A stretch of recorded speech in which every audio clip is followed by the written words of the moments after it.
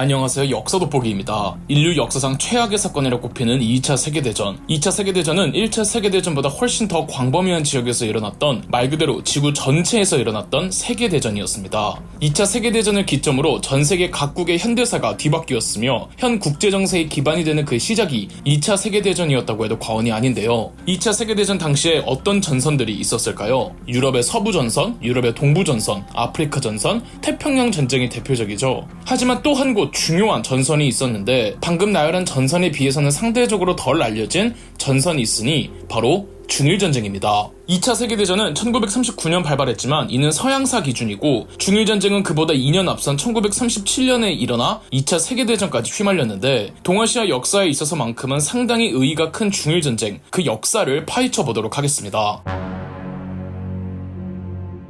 중일전쟁의 시작은 1937년이지만 중국으로 진출하려는 일본의 야욕은 이미 몇 년 전부터 이런저런 사건을 통해 터져나오고 있었습니다. 1905년 러일전쟁에서 승리하여 드디어 만주로 진출한 일본군은 만주에 일본군을 주둔시켰는데, 이 군대를 관동군이라고 불렀습니다. 관동군은 만주 내 러시아, 나중에는 소련, 그리고 중국의 봉천 군벌들과 만주의 패권을 둘러싸고 계속 신경전을 벌이고 있었습니다. 그리고 관동군은 일본 본국의 방침도 무시할 정도로 군국주의적 성향이 강했습니다. 특히 세계대공황 여파로 일본 경제가 무너지기 시작하자 관동군의 군국주의 성향은 훨씬 더 강해졌죠. 끝내 1931년 일본 본국의 승인 없이 관동군은 만주사변을 일으켜 만주 지역 전체를 점령 후 장악했습니다. 그리고 텐진에 있던 옛 청나라의 마지막 황제 푸이를 데려와 푸이를 총통으로 하는 만주국을 세웠죠. 훗날 푸이는 만주국의 황제로 등극하지만 만주국은 누가 뭐래도 일본의 괴뢰국이었습니다. 1933년에는 내몽골의 열하로 진격해 열하를 점령하는 열하사변을 일으켜 내몽골로 진출을 꾀하죠. 만주사변과 열하사변으로 일본이 국제사회의 지탄을 받자 일본은 국제연맹에서 탈퇴하는 강수를 둡니다. 관동군의 최종 목표는 만리장성을 넘어 중국의 화북지방으로 들어가는 것이었는데요. 중국인들 중 중국을 배신한 친일파들을 한간이라고 부르는데, 관동군은 딱 만리장성 경계지방에 있던 한간들을 동원해 만리장성을 넘었고 한간들을 내세운 자치정부, 지둥방공자치정부를 수립했습니다. 이 근방에는 옛날 의화단 운동 진압 이후 주둔 중이던 일본군도 있었거든요. 비록 지둥방공자치정부의 핵심 인원들은 중국인이었지만 이들은 전부 친일 한간들이었으며 모두 국민당 정부의 지배를 부정했죠. 지둥방공자치정부의 관할권 바로 앞이 베이징과 텐진이었고, 이제 관동군은 베이징과 텐진 입성을 목표로 두고 있었습니다. 본격적인 베이징과 텐진 입성을 앞두고 안정적인 후방과 패권을 위해 관동군은 내몽골 지역에 몽골인들의 괴뢰 정부를 또 수립합니다. 만주에 만주족의 괴뢰국을 세웠다면 내몽골 지역에 몽골족의 괴뢰 정부를 수립한 것인데요. 관동군은 몽골인 데무치그 돈루브를 포섭하여 몽강연합자치정부라는 괴뢰 정부를 수립했죠. 그럼 국민당 정부를 책임지던 장제스는 대체 뭘 하고 있었길래 이렇게 관동군에게 당하고만 있었을까요? 마오쩌둥의 공산당을 소탕하고 있었습니다. 장제스는 1930년부터 1934년까지 약 5차례에 걸쳐 대대적인 공산당 소탕에 나섰습니다. 이른바 초공작전이라고 부르는데요. 5차 초공작전에 괴멸적인 피해를 입은 마오쩌둥의 공산당은 1934년부터 1935년까지 중국 서남부 지역을 누비며 후퇴하는 대장정의 길에 나섰고, 대장정의 끝에 중국 공산당이 정착한 곳이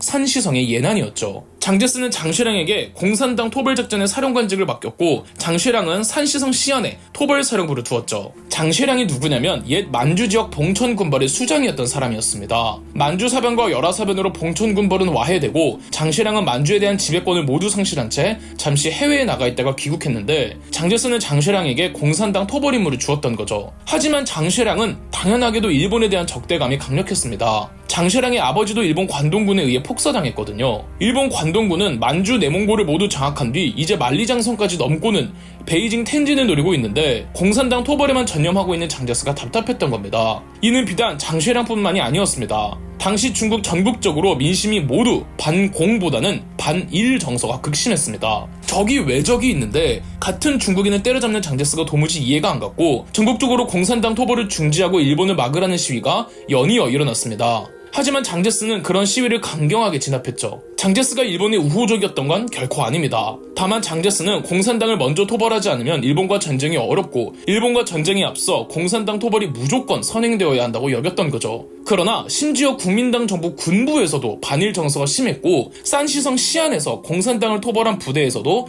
장쉐랑의 부하들이 장쉐랑에게 항의를 했다고 합니다. 장쉐랑은 장제스를 설득해보려고 했지만 장제스는 강경했고, 장쉐랑은 그럼 장제스가 직접 시안에 와줘서 병사들의 사기를 높여줄 순 없느냐고 부탁합니다. 1936년 그렇게 장제스가 시안에 도착하자 장쉐랑이 군사 반란을 일으켜 장제스를 납치 후 감금시켜버립니다. 이 사건이 시안 사건입니다. 그리고 장쉐랑 자의대로 공산당 측에 연락을 취해 전투를 멈추기로 하죠. 장제스 납치 사건이 알려지자 수도 난징에서 급하게 장제스의 아내 숭메이링과 숭메이링의 오빠이자 국민당 정부의 재정부장이었던 승주원이 시안으로 와서 장쉐랑과 이야기를 합니다. 숭메이링과 승주원은 장제스에게 공산당 토벌을 중단하고 항의를 하도록 설득하겠다며 장제스와 만났고, 또 중국 공산당 대표로 그나마 장제스와 친분이 있었던 저우원라이가 장제스와 오랜 이야기를 나눈 끝에 장제스는 공산당 토벌을 중단하기로 하죠. 그리고 장쉐랑은 장제스를 풀어줍니다. 약 2주가 안 된 기간 구금되어 있던 장제스는 장쉐랑에게 책임을 묻지 않겠다는 약속과 더불어 풀려나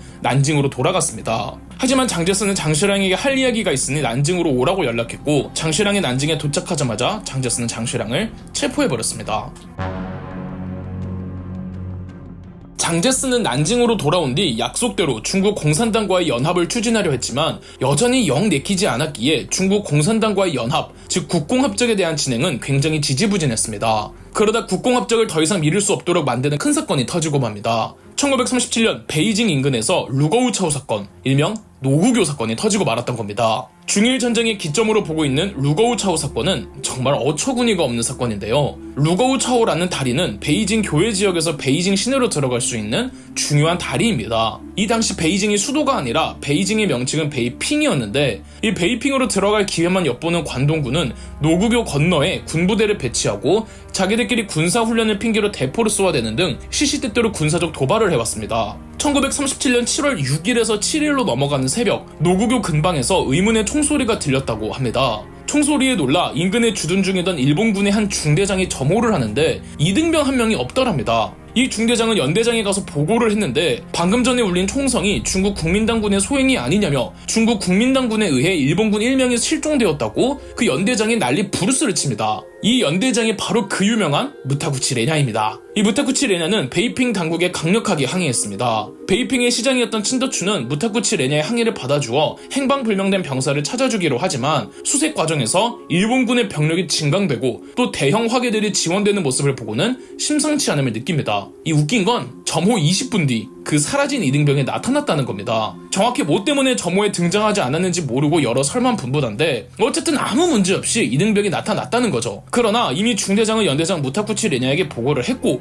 연대장 무타구치 레냐는 이미 베이핑 당국에 항의를 하며 군부대를 모으고 있었고, 사태가 걷잡을 수 없이 커져서 사라진 이등병 찾음? 미안? 할 수가 없던 상황이었던 거죠. 무타구치 레냐는 그냥 사태가 이렇게 커진 거 에라 모르겠다며 7월 8일 베이핑 북쪽 15km밖에 안 되는 교외 도시 완핑현을 공격했습니다. 완핑현 함락 후 베이핑으로 들어갈 속셈이었는데요. 이 공격 명령은 그 어떤 상부의 지시나 승인이 없었던 무타구치 레냐 한 사람의 독단적인 결정이었고, 실제로 그 밑에 대대장들과 중대장들도 이래도 되는 건지 걱정이 많았다고 합니다. 관동군의 완핑현 함락 소식이 국민당 정부 장제스에게 전해지자 화가 머리 끝까지 난 장제스는 이른바 루산 성명을 발표하며 관동군의 침략적 무력 행동을 규탄하며 앞으로 중국 전체는 모든 힘을 다해 일본과 싸우겠다고 항전 의지를 불태우며 마침내 중일 전쟁이 시작합니다. 그럼 역사 돋보기였습니다. 저희 역사 돋보기가 멤버십 가입을 시작했습니다.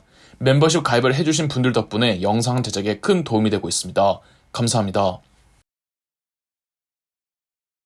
영상 재미있으셨다면 구독과 좋아요, 알림 설정까지 해주시면 감사드리겠습니다.